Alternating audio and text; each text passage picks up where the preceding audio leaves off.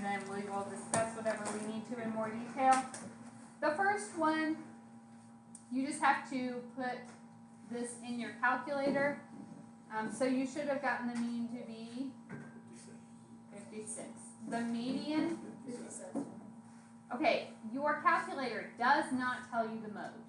Mode is whatever gets repeated the most. So if I look, I have 58 3 times. Do I have any other numbers written more than 3 times? No. If 56 was also written 3 times, it would also be a mode. If 56 was written 4 times, then 56 would be the only mode. Okay, so it's not just anything that gets repeated, it's what gets repeated the most. Range.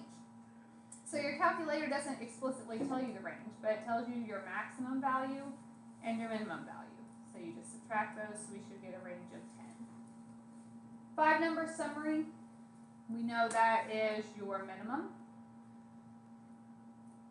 Q1, median or Q2, Q3, maximum. Interquartile range, again, your calculator doesn't tell you, but if you're looking at your formula sheet, it says that's Q3 minus Q1, and our calculator tells us Q3 is 58, Q1 is 53, so interquartile range is 5. Standard deviation, this is really the only one that requires a whole lot of thought. Do we have a sample or a population? Sample. It says we have a class of 30. Did I give you 30 scores? No. So I gave you the sample. So our sample standard deviation would be 3.3. And then our variance, how do we get that? S squared, so the 3.3333 squared, which gives us 11.110. Alright, yes. I realized that. The class of 30, it doesn't tell you that. I changed the question Friday when people were asking questions about if it was a sample or a population. I added that clarification. So. I did not get that. Just to see. How do I not? You got 10.8. Yeah, that's what I got also. I think I just did. Did you have fewer decimal places? I just think I just did 3.3. If you only. So make sure, keep it as few more decimal places. 3 to 4 is the standard, but also make sure you're showing me how you got your answer. You know, if you just wrote down 10.89 and I had no idea where it came from, then I would take off. But if I can see, oh, you did 3.3 squared, you just didn't keep the same number of decimal places, that's okay. Yeah, Brady? So our calculator gives our standard deviation if it's a sample. Is there a way that it gives it if it's a population? Your calculator gives you both. It gives you sigma and S. This one is a population, S is your sample. And why don't all of you make sure everyone has a calculator and a formula sheet in front of you right now. All of this stuff is on your formula sheet. And if you forget, you know, if we get standard deviation and we don't know what standard deviation is, then we can look at our formula sheet to realize it, because it tells us population sample standard or population standard deviation is sigma. Sample standard deviation is S. So it's all given on your formula sheet.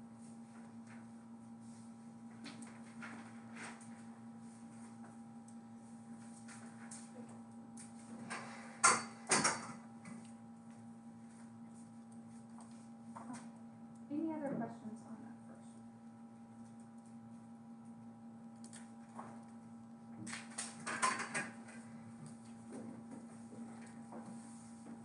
Number 2. So I'm not asking you to create the box plot, I'm asking you to read it. So you need to know in your box plot, where does your whisker begin? This represents your minimum, Q1, Q2, Q3, your maximum. Your 5-number summary is what's given here. So the median of variable y. So median is right here, that's our Q2. Variable y, so that would be 8.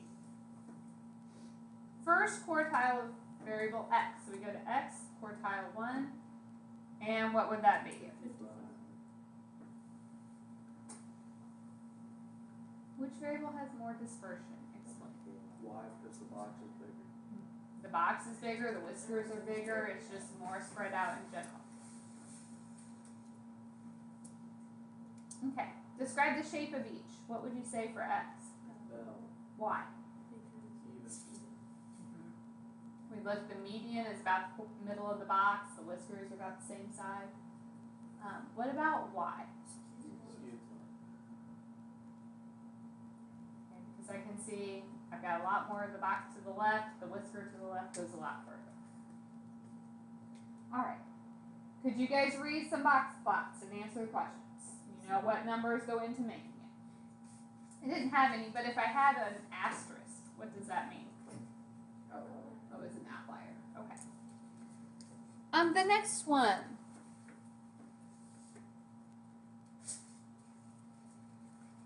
This is straight from our calculator. So does everyone know how to get this information? I told you it was a sample. So when I want standard deviation, the sample standard deviation is S. And our calculator should tell us 0.0960. Quartiles and IQR. This came from your calculator. So Q1 should tell you negative 0.005. Q2, your calculator doesn't label it as Q2. What does it call it? Median. But if I say find the quartiles, the median is one of them, so you need to include it. Q3, 0.085. IQR, if you forget what that means, what do you do? Okay, Q3 minus Q1. 0.085 minus negative 0.005. And we get 0.09.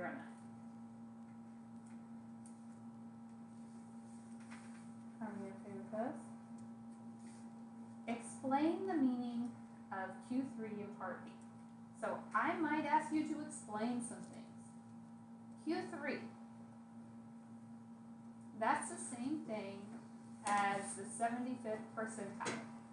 A percentile, we said, is less than or equal to that value. So what that means is 75% of, we were looking at daily changes in price.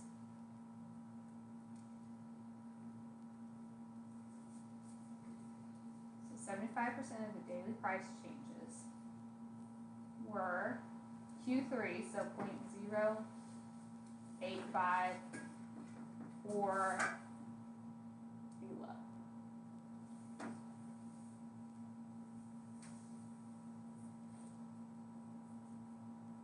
Okay, so it tells you the percent less than or equal to. So it's 0.085 or less.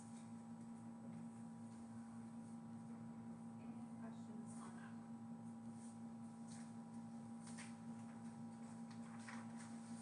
Okay, lower and upper fence. What should we do? Get your formula sheet. So, on our formula sheet, it tells us the lower fence equals Q1 minus 1.5 IQR. So we have all this information. Q1 negative 0.005 minus 1.5 times 0.09. And what do you get?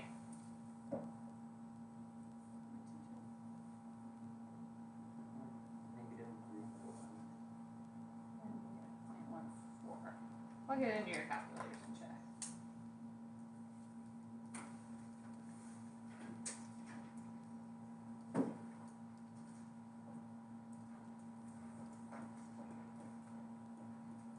Did everybody get that to work out? Upper fence, our calculator tells us, is Q3 plus 1.5 IQR. Okay, you don't have to remember these. It's all given to you. So Q3 is 0.085 plus 1.5 times 0.09, and we get 0.22. What's the purpose of the upper and lower fence? Right, find outliers. if you are smaller than the lower fence or bigger than the upper fence. Basically, we found a window. Anything between negative 0.14 and positive 0.22 is good. Is there anything that does not fit in that window? 0.29. So the next question, do you have any outliers? We do. It is 0.29. Alright, so if there's a question like that, we're okay? Number 4.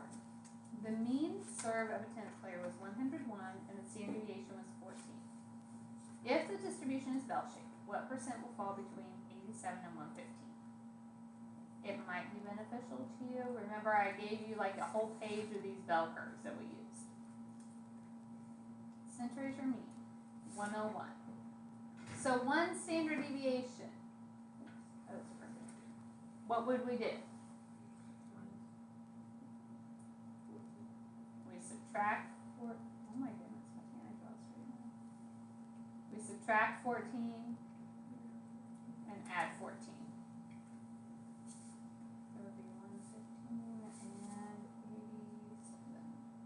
So 87 to 115 is one standard deviation. Okay, if it's bell-shaped, look at your formula sheet. In the event that it is bell-shaped, what percent falls within one standard deviation? And that's just our empirical rule. Okay, but part B says if nothing is known, can you use the empirical rule if we don't know about the shape? No. Okay, I want to know between 59 and 143. So first I need to know how many standard deviations that is. So if I do it again, add and subtract 14. It's 129 and 73. That's not enough. If I do it again, that's 59 and 143. So how many standard deviations is this? Okay, I can't use empirical rule. What do we use? Chebyshev's. 1 minus 1 over k is the number of standard deviations squared. And so if you do that, you get 0.8 repeating. So 88.89%.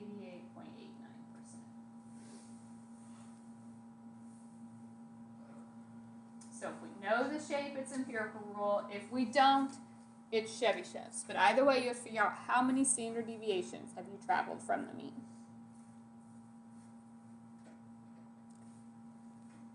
All right, number 5. We have our test scores, our project score, and homework score. A test is worth 20%, so what would I do?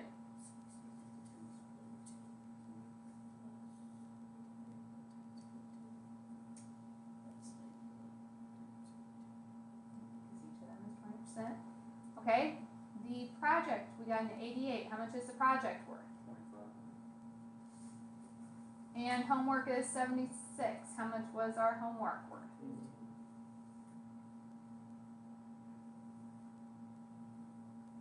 Okay. You divide by the sum of your weights. So our weights are 0.2 plus 0.2 plus 0.2 plus 0.25 plus 0.15, which is 1. If you had kept it at 20, 20, 20, 25, 15 without decimals, you would divide by 100. So you'll get the same thing either way. And what do we get?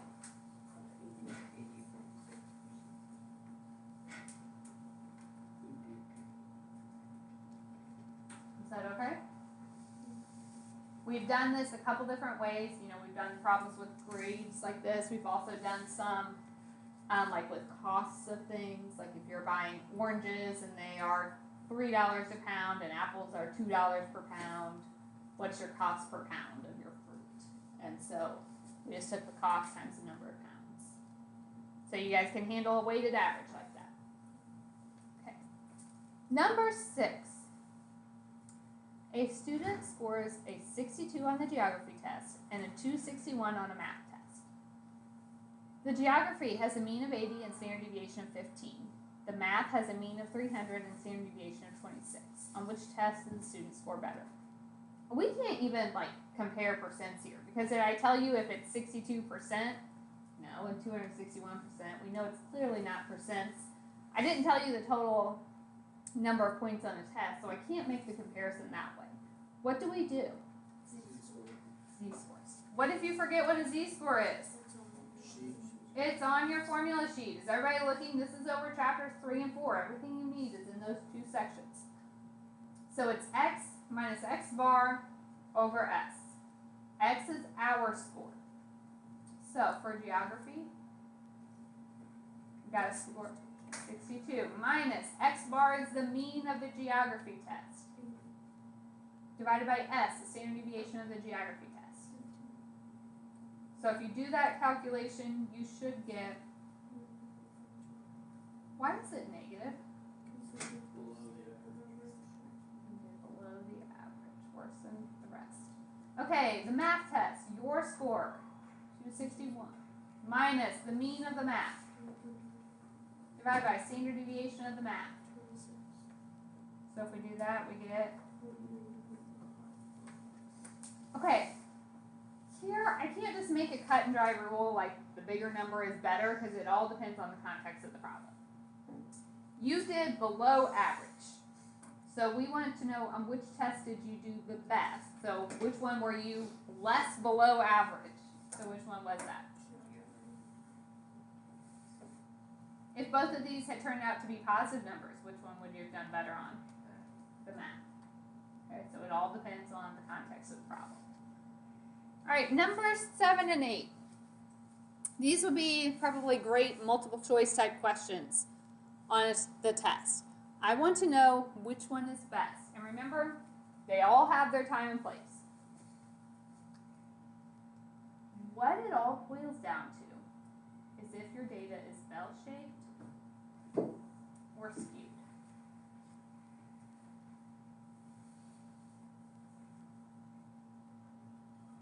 If you are bell-shaped, what's better? Mean, median, or mode? We have 3 choices. The mode, is that ever the best one? No. In fact, sometimes we don't have a mode at all. Can we have more than one mode? Yes. It's the only thing we can have more than one of. But it's never the best way of describing the set. Now, in general, if I'm looking at like test scores, the best one for me to look at is the mean because it uses everybody's test score to get there. But what happens if somebody's gone and I put in a 0? Moves. Yeah, it tanks my average, right? And is that really describing my data anymore? No. So if my data is bell-shaped, the mean is the best option for finding the middle. But if it's not, the mean is no longer accurate, so what do we go with? Median. Median is our second best. It doesn't take everybody into account, but it is resistant. An extreme value doesn't change it much.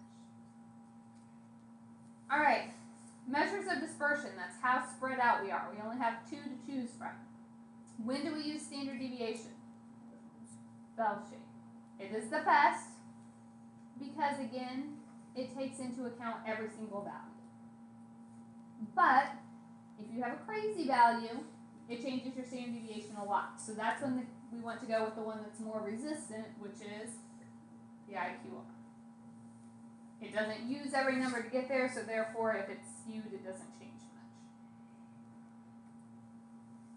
Alright, so you'll probably be asked something along those lines. Are there any questions about when you use which? Alright, this one. I want to know which one would be a better investment, justify our answer. Why don't you guys all go ahead and enter this data for me. If I'm telling you to justify it on the test, you have to just say more than car number 1. Okay, you have to be able to back it up and tell me why.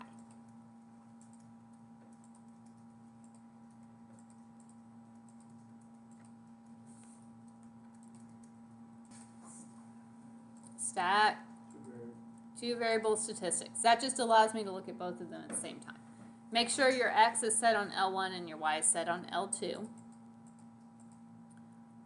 Okay, if I am asking you which one's better, where are you going to look first? Yeah, I would start by looking at our mean. So compare the mean of the two. For the test, if you're justifying your answer, I would write it down. So the mean of car 1 is 223.47. The mean of car 2 is 209.87. Okay, is there an obvious difference there? Did I mistype something? Yeah, I got two. I was going to say, that's not what I got when I did it before. Let me check. Ah, right here.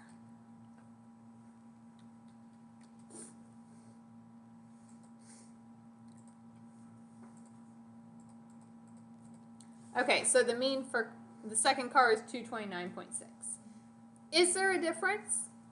Yes. A little bit. So the second car, you get 6 more miles. But is this even miles per gallon? No, 6 miles per gallon, maybe that would make a difference. That's saying I get 6 more miles in 10 gallons of gas. Is that a big difference? No. So, yes, Y looks a little bit better, but it's not enough for me to definitely say, yes, car Y is a better deal. What would I look at next? Standard deviation. So on the test, write down the mean for each, write down the standard deviation for each, so I know what you're looking at. Don't just tell me what your decision is. When I look at car 1, my standard deviation is 21.797. That's pretty big.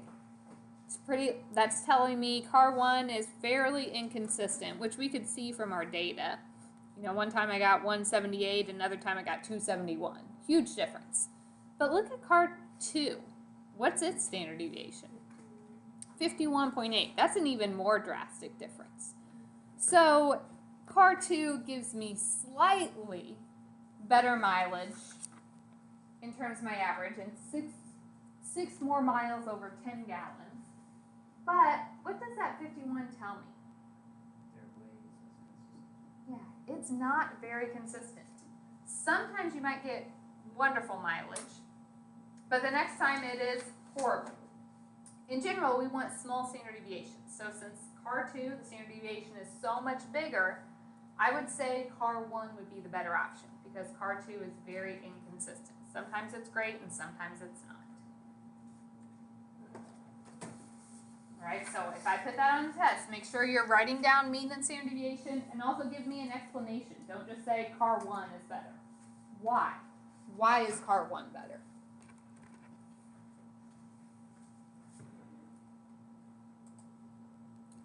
Okay, so this one. Let's practice this on our calculators as well, because I did have a lot of people asking me questions about this one. So we're going to enter our data. Does the order matter on this? Yes. Yes, because these are ordered pairs.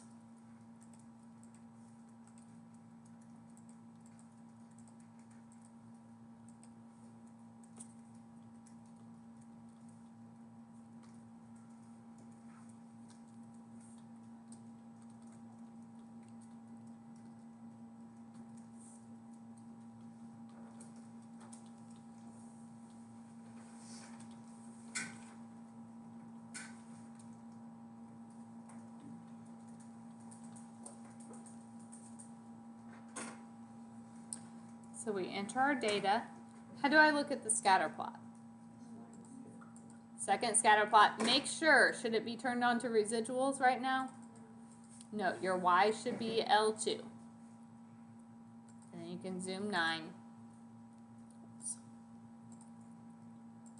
Okay, so it looks something like this. On the test, if I ask you to sketch me a scatter plot, I'm looking for a rough sketch, enough that I can tell what you were looking at on your calculator.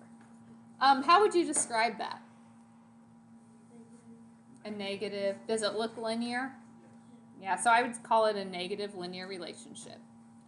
Where do I find part C, the linear correlation coefficient? Let's pretend you don't know what that is. Where should you look? Yeah.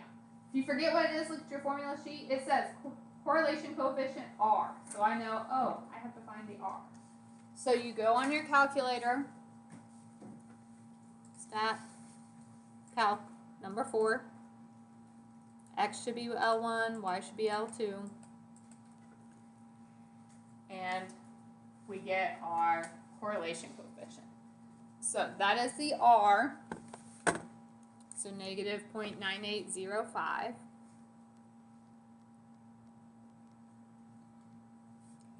This was a negative linear.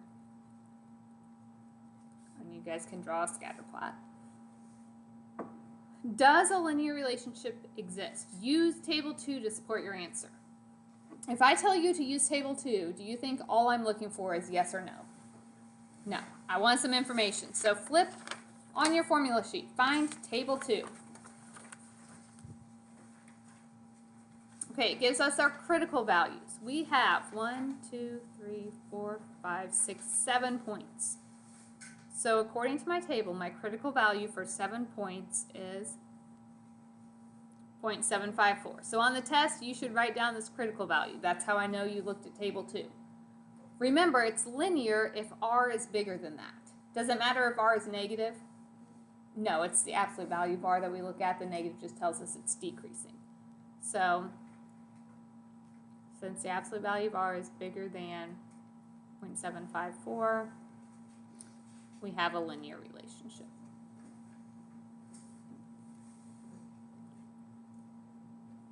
Okay. Find and interpret. What does interpret mean? I'm asking you to do. Yeah, I want you to explain it. Coefficient of determination. If you forget what it is, look at your formula sheet. The coefficient of determination, R squared. And you can either get it by squaring this number or your calculator gave it to you. So 0.9614.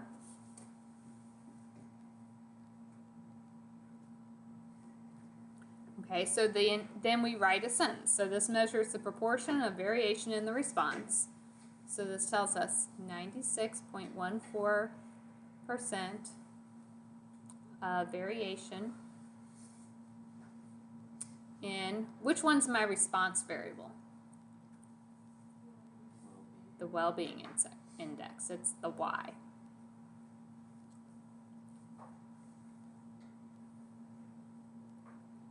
Is explained by the regression line.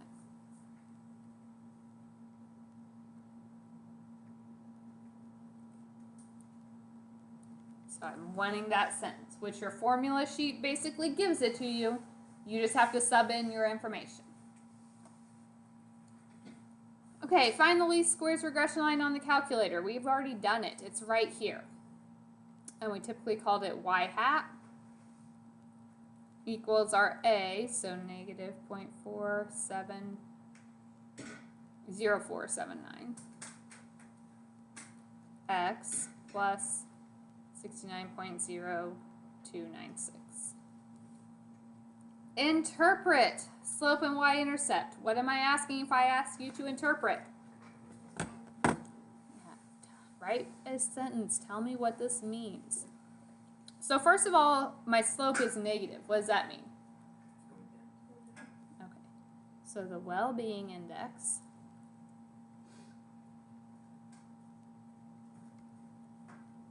is falling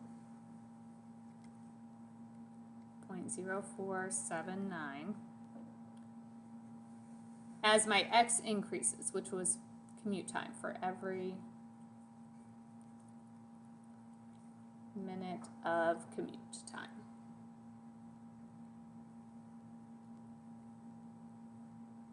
Okay. Are there other ways to explain that? Sure. If you add an extra minute to your commute, your well-being index will fall an additional 0.0479. Okay. Our y-intercept. This is our y when x is 0. So the well-being index is 69.0296 for a 0-minute commute. I don't know. Personally, I think if I lived at school, my well-being index might fall, but apparently that is not the case here. That is the highest you can be on this one. So if you have no commute time at all, you live there. All right, so you should be able to write a sentence to explain a slope and a y-intercept. Any questions there? Okay, H, predict the well-being index of a 25-minute commute time. What am I asking you to do? Mm-hmm. Let's plug that in for your X. And we get 67.8321. Okay, find the residual. Let's pretend I don't remember what that is. Where should I look? Formula sheet. Observed minus predicted.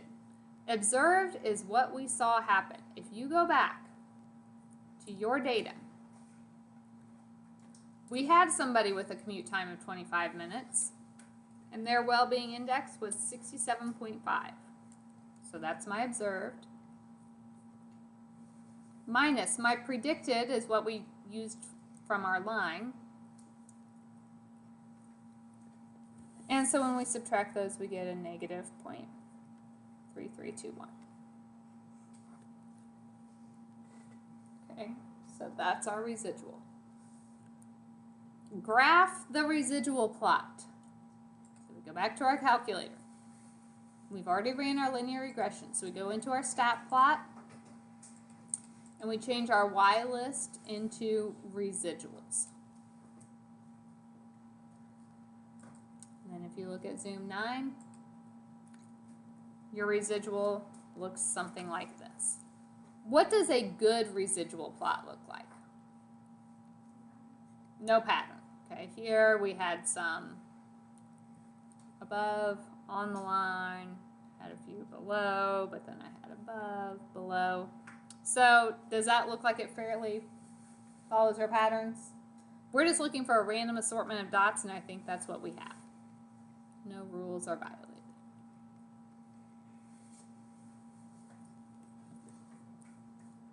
All right, remove the point 3567.1 from, that was supposed to be problem 10. So if I go back here,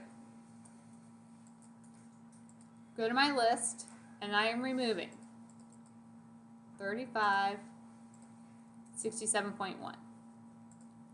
And I'm going to recalculate my regression line.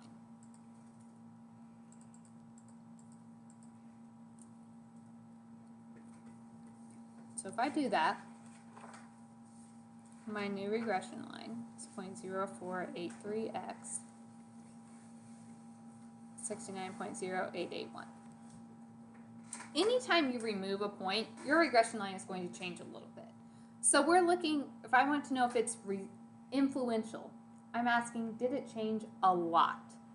So we went from 0.0479 to 0.0483. Is that a big change? No. Y-intercept 69.0296, 69.0881. No, that wasn't a big deal. So this was not influential. The lines are practically the same.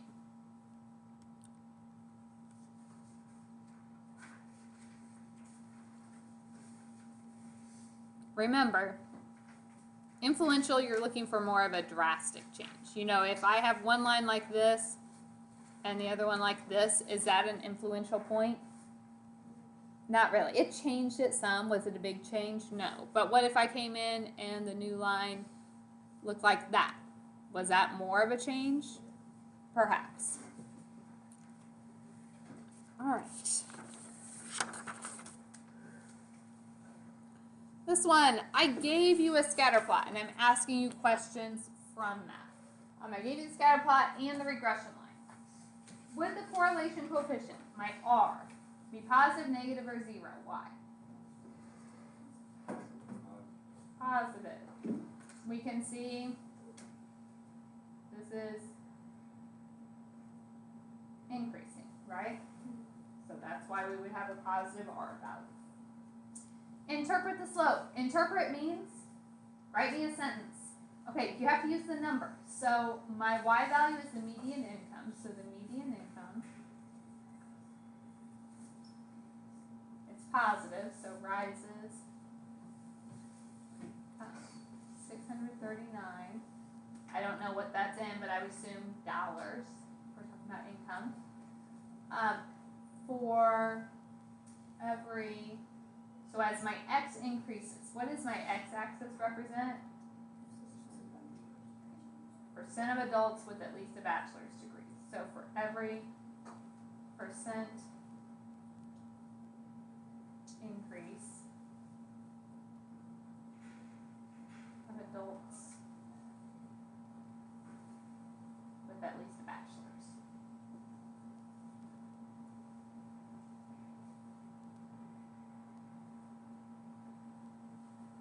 Okay, explain the meaning of the y-intercept. That's our starting point. It's like when x is 0.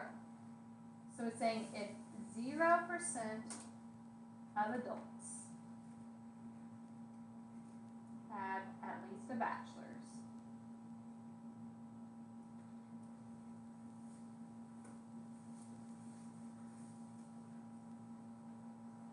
the median income would be what?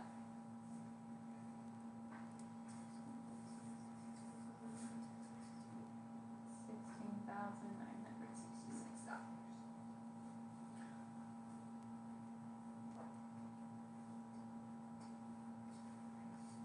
So again, being able to write a sentence to explain these regression lines is important.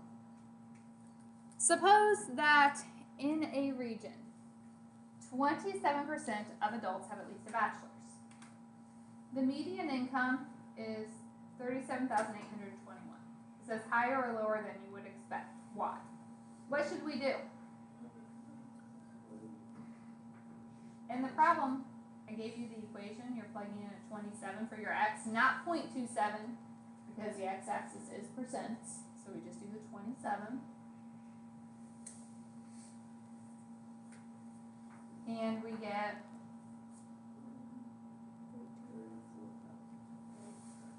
34,219. So was 37,821 higher or lower?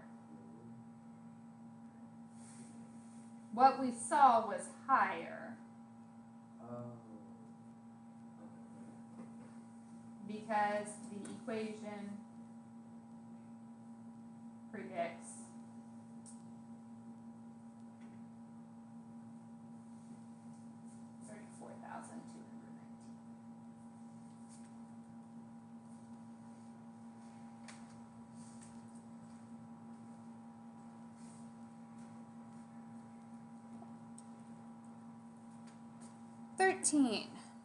The linear correlation coefficient between violent crime and percentage of the population with a cell phone is negative 0.918 for years since 1995.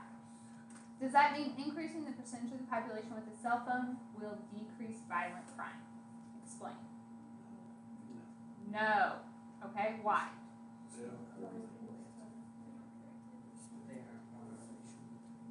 Right.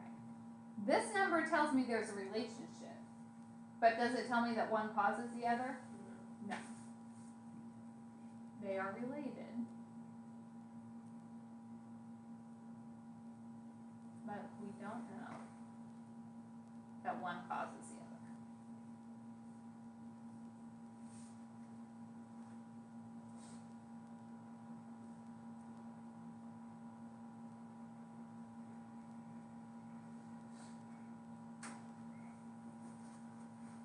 There could be, what do we call something that maybe influences both that we didn't think about? Circumstance. Remember, lurking variable, we said something that affects both of them but we didn't necessarily consider here. So another lurking variable might be in place.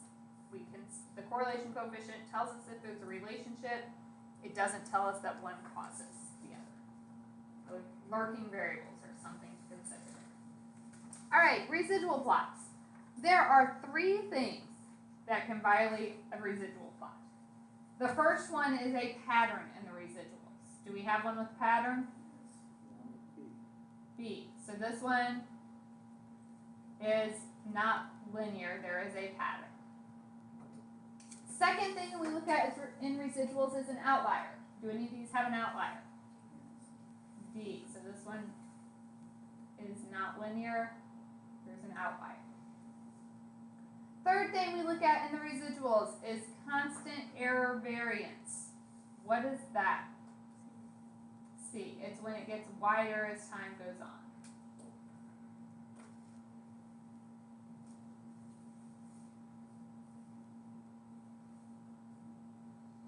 It means it was a good model at the beginning, but as time went on, it got further and further apart. A is linear. We want just a random assortment of points there. Okay. Do you guys have any questions for me? Yeah. I mean, not necessarily, but no, I could ask you a question about one. Know what a lurking variable is. Just something we didn't consider the first time.